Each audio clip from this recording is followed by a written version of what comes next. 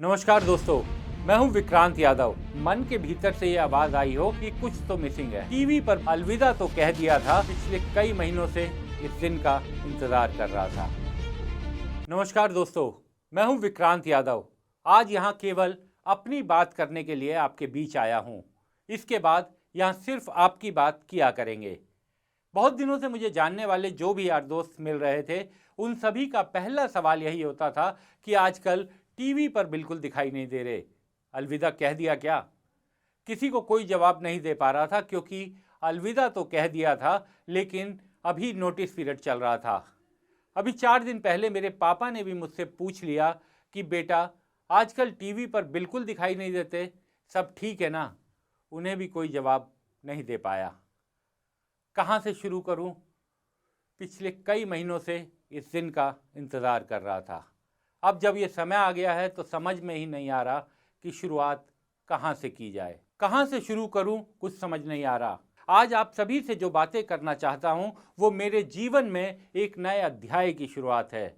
25 साल, जी हाँ 25 साल, यानी मेरी उम्र का आधे से भी ज़्यादा समय मैंने मेन स्ट्रीम मीडिया, जिसे मुख्य धारा का मीडिया भी कहा जाता है, वहाँ गुजारा है। इन 25 सालों में बहुत कुछ सीखा, बहुत कुछ देखा, बहुत कुछ सुना। लेकिन अब पिछले कुछ सालों से ऐसा लगने लगा था कि जो सीखा था वो भूलता जा रहा हूँ, जो देख रहा हूँ उसे अनदेखा कर रहा हूँ, और जो सुन रहा हूँ उसे अनसुना कर रहा हूँ। आज भी कल किसी बात लगती है जब देश के सबसे बढ़िया मीडिया संस्थान आईआईएमसी से पढ़कर पत्रकारिता के पहले पायदान की तरफ कदम बढ़ाया था। लगने लगा था कि जीवन में जो करना चाहते हैं अब वो बिल्कुल हमारे सामने ही है। फिर शुरू हुआ किस्से कहानियों का दौर। शुरुआत के 5 साल अखबार में बिताए। उस दौरान अनेकों छोटी बड़ी स्टोरी की। कुछ अखबार के पहले पन्नों पर सुर्खियां बनी, और जिस दिन यकीन मानिए सुबह अखबार खोलकर पहले पन्ने पर अपना नाम देखते थे तो लगता था कि जग जीत लिया। इस दौरान देश के 2 सबसे बड़े राष्ट्रीय हिंदी अखबार अमर उजाला और दैनिक जागरण में काम करने का मौका मिला। फिर टीवी में आने का मौका मिला तो देखते ही देखते टीवी 18 में ही 20 साल गुजर गए। जी हाँ, 20 साल।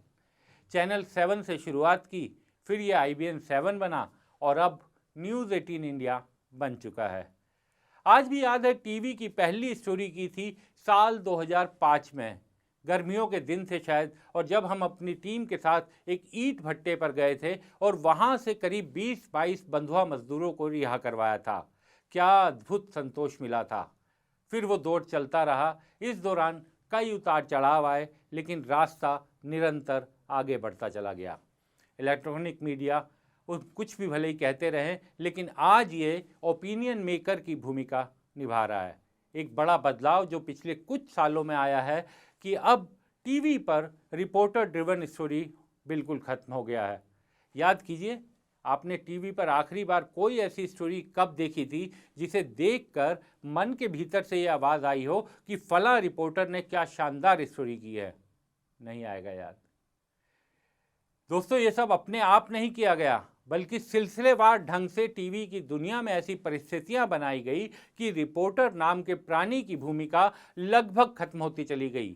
आज टीवी पर केवल इवेंट कवर होते हैं, और उनकी कवरेज के लिए एक्टर चाहिए होते हैं, और उन इवेंट की कवरेज के आधार पर लोगों की ओपिनियन को प्रभावित करने की एक कोशिश की जाती है, जिसमें सफलता भी मिलती है।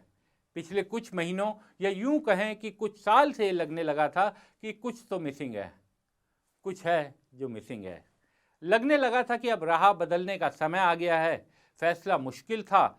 हम सभी नौकरी करने वाले जानते हैं कि जब महीने की 30 तारीख को बैंक से खाते में वेतन के आने की गूंज सुनाई देती है तो वो कई तकलीफों को अपने भीतर दबा देती है। लेकिन ये भी वही वक्त था जब ये महसूस हो रहा था कि आंखों से देखें, कानों से सुने और जुबान से बोलें। आपकी सोच को आज़ाद किया जाए, लेकिन फैसला आसान नहीं था। खुद को समझाना तो मुश्किल था ही, परिवार को सहमत कर पाना और भी कठिन। बेटा अभी कॉलेज में पहले साल में गया है, और इस उम्र में किसी भी बच्चे को फाइनेंशियल तौर पर अपने पिता की सबसे ज़्यादा ज़रूरत महसूस होती है, और ऐसे समय में अपनी अलग राह चुनने के अपने खतरे हैं। फिर भी लगा कि सारी दिक्कतें एक तरफ, अगर अब अपने अंदर की आवाज़ नहीं सुनी गई तो फिर खुद को भी समझाना मुश्किल होगा। परिवार में पत्नी और बेटे को तो किसी तरह हिम्मत करके समझा दिया, लेकिन अब तक कई बार साहस जुटाया, लेकिन पापा और मम्मी को नहीं बता पाया।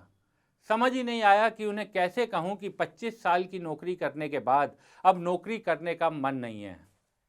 खैर, अब आप सभी दोस्तों के साथ पापा मम्मी भी ये वीडियो देखेंगे तो शायद समझ जाएंगे कि ये फैसला लेना क्यों ज़रूरी था।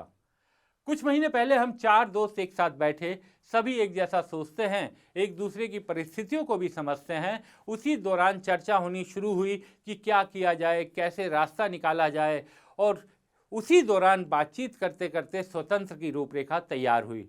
बार बार स्वतंत्र, आज़ादी, जहन में यही शब्द गूंज रहे थे, तो बन गया दा स्वतंत्र। जी हाँ, दा स्वतंत्र। तय हो गया कि अब अपने आगे का काम अपने हिसाब से करेंगे, तकलीफ होगी लेकिन मन का काम करेंगे। दा स्वतंत्र, अब यही अपना ठिकाना होगा, यूट्यूब का पर्दा होगा, सिर्फ आप और हम होंगे, और यहाँ बात करेंगे आपकी, अपनी, हम सब की। यहाँ उस मुद्दे की बात होगी जो हमारे लिए, आपके लिए, समाज के लिए और देश के लिए ज़रूरी होगी। यहाँ हम केवल अपने मन की बात नहीं कहेंगे, बल्कि दो तरफा बात करेंगे, क्योंकि आपकी भी बात सुनी जाएगी और जो आप बोलेंगे उस पर अमल भी किया जाएगा। इस प्लेटफॉर्म पर आने का सबसे बड़ा फायदा ये है कि अब दो तरफा संवाद होगा। सिर्फ अपनी बात नहीं होगी, हमारी बात होगी, यानी आपकी और मेरी। जो भी खबर आपसे जुड़ी होगी उसे आपके ही परिप्रेक्ष्य में बताया जाएगा, पूरा दिखाया जाएगा। शुरुआत नई है, जाहिर है, ऐसे में आप सब के साथ की पहले के मुकाबले बहुत ज़्यादा ज़रूरत पड़ेगी। हम लड़खड़ाएंगे, लेकिन ये भी यकीन है कि गिरने से पहले आप संभाल लेंगे। संभालेंगे ना? तो बस शुरुआत करते हैं दा स्वतंत्र की। दा स्वतंत्र।